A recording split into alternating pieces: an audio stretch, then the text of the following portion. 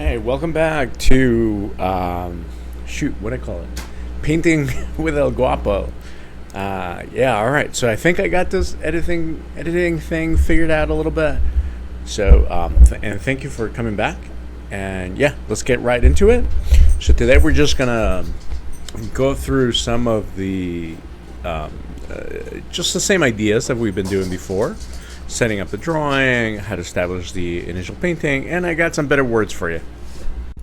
So as you can see, I'm establishing the dark areas, the shadow map initially. Right, it went kind of fast, I know. But once I have that established, then I go into the light area.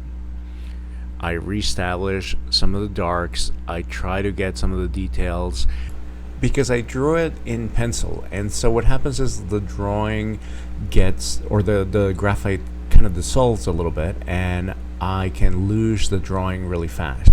And so I don't want to do that for this one, so that's why I had to go back and reestablish or establish the details first hand.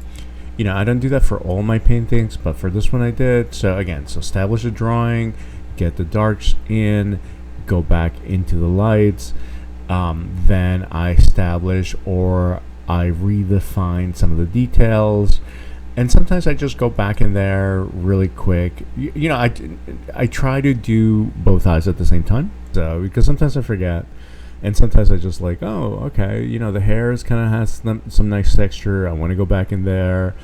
I want to frame the face, which is what the hair does. It allows me to create some of these shapes, recognizable shapes for the sitter.